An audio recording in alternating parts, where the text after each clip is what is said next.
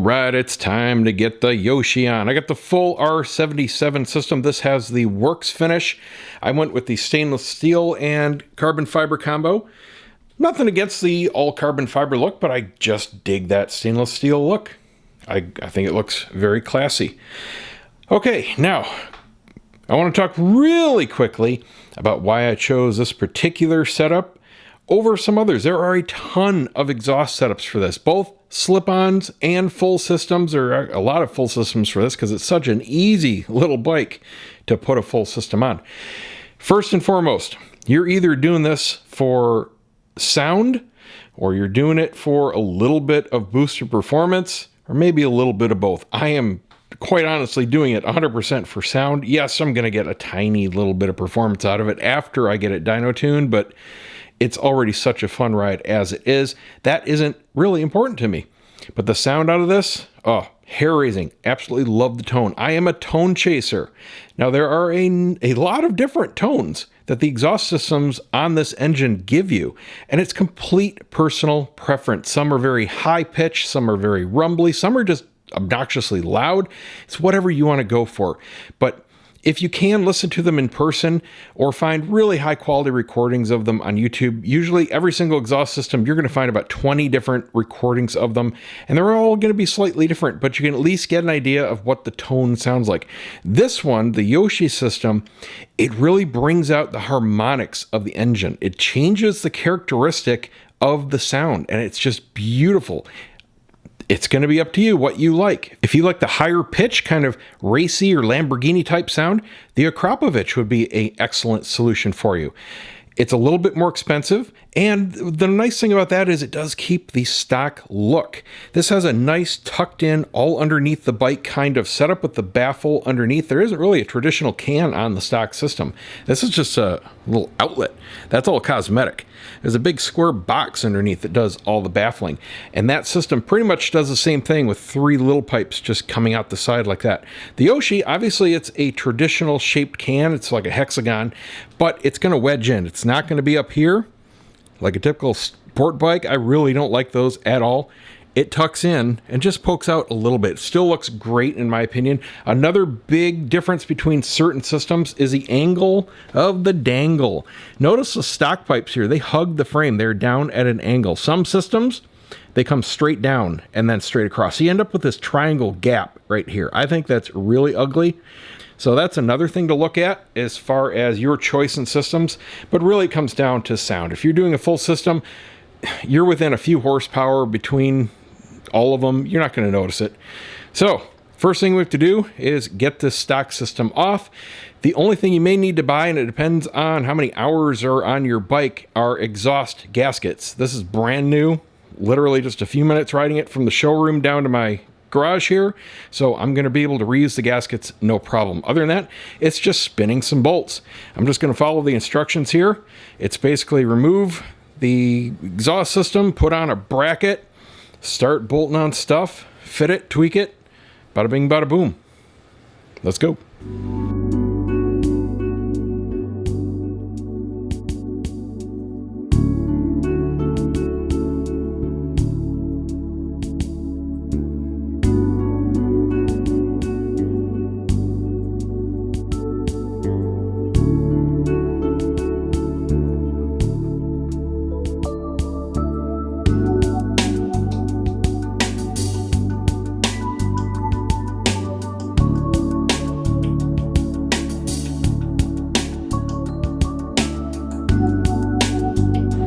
I cannot overstate how heavy this stock system is.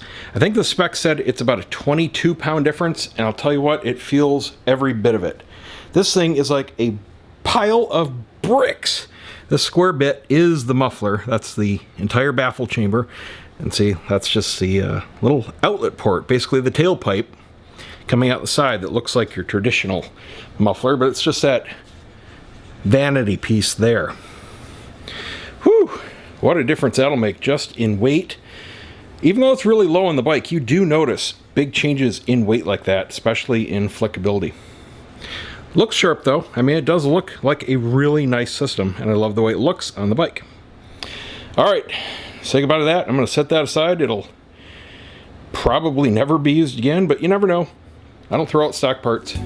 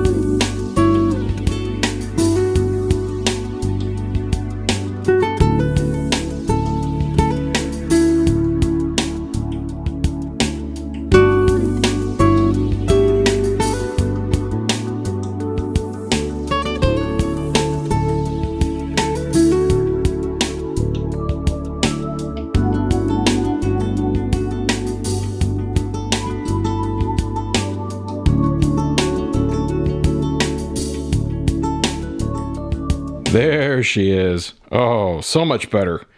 Love it. That is just perfect. See how tight those pipes stay? Even a little bit tighter than stock because they're smaller. So much lighter. Thing is just featherweight. You really can't even compare it to the stock monster. Even though size-wise, about the same. God, such a weight difference. Okay, almost ready to fire it up. I'm going to do a really cool sound comparison for you guys here. Now, couple notes. This is Baffle in. You cannot run the system with the Baffle out unless you have an ECU flash, and I won't have that for another couple weeks. I have to ride it a couple hours down to Fort Lauderdale to get it done. They're going to make the actual programs off my bike. First one having it done. So I will have the Baffle removed down there, and we'll do curves, and I'll see which one I like. I have a feeling I might like it with the Baffle in, but we'll see. But I can do sound comparisons here for you with and without it. I just won't be riding it until I get it tuned with it out. Now, very important, before you ever fire this up, if you get this one because it is the Works finish, this will get a special colorization on the pipes, kind of like titanium does. Once this goes through a big heat cycle, you'll have golds and blues and magentas and all that kind of stuff. It'll still be this nice satin finish too. So no cleaning to worry about, no polishing chrome or any of that nonsense, and it's gonna look really sweet. But you have to really clean it with rubbing alcohol first before you fire it up, because all that oil from my fingers and all that kind of stuff from installing it here, it's all over the place. And if that oil is on there while it goes through that first color phase, yeah, I'm not going to like those results. So I want a nice, even tone. Wash the hell out of the thing. You know, use a whole bottle. Don't worry about it. These are like 99 cents. Soak a couple rags and get every single inch of that whole system clean. Then take it out, and you'll be in for a good time. Let's see. What else did I want to talk about? Oh, this does require, like most mufflers, a repacking. Basically, repacking is like changing the air filter. This is a basically hollow shell, and it's a tube going through the center. And in between those, sandwiched, is just a lot of loose fiberglass material. That's what does all the baffling and gives you the tone along with the shape of the can. Now, every 10,000 miles, they want you to take apart and replace all the loose fiberglass. It's not a big deal. It's like $35 for the whole kit. They give you new straps, new rivets. You just use a pop rivet gun. They're just a few dollars at Harbor Freight. They even give you a new plate to freshen up the look. So it basically gives you a whole new exhaust system for $35 every 10,000 miles. Whoop-de-doo. That is one very minor advantage to the Acro system. That uses just solid baffling. There is no fiberglass in those, so there's no maintenance. But I really don't care about $35 every 10,000 miles and a half hour of my time with a pop rivet gun. Whoopity-doo. All right, on to the good stuff. Let's see how it sounds. So I'm going to record both of these on both my iPhone and with a Rode video mic. So that should give you guys a pretty good range of the sound possible. I'll overlay on the screen what my thoughts are. compared to real life. It doesn't matter what it's recorded with, it doesn't fully express what it sounds like in real life, but I'll get as close as I can for you guys.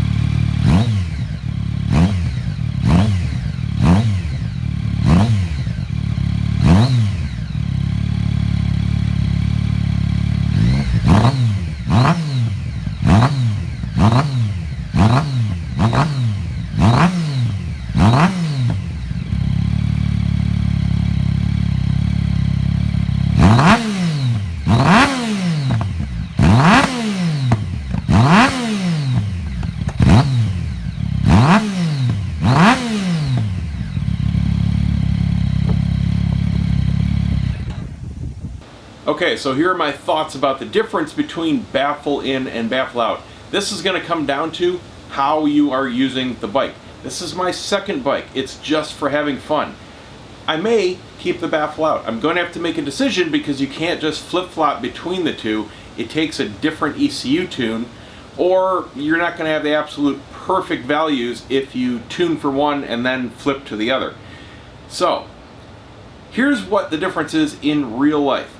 With the baffle out, you have a very consistent volume and tone from idle all the way to full throttle.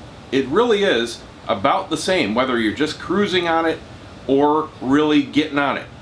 With the baffle in, it's almost like having two systems because half throttle and below, it's nice and, I mean, it's louder than stock, definitely, but it's not obnoxious. But when you get on it, you get full volume, same as the baffle out. The tone, however, is quite different. It's very subdued below half throttle with the baffle in. You don't get as much deep bass. I hope that'll come through a little bit better on the iPhone than the Rode will, but I love the tone with the Baffle out. I really do. It is absolutely beautiful all the way through the rev ranges. Not a huge fan of it below half throttle with the Baffle in, but here's the thing, if it's going to be your only bike, if you're going to do freeway trips, if you're going to do a lot of riding around maybe neighbors, you might want that Baffle in, because it really does give you the option of instantly quieting it down just by laying off the throttle. It's a stark difference between the throttle positions with the Baffle in. So, up to you. Obviously, you'll be able to try it yourself if you get one of these, but I hope this helps somebody make a purchase decision. The install is super easy. Just take your time. The instructions are actually very clear. They give you everything you need. No problems. That's it, guys. Stay tuned for more vids. See you next time.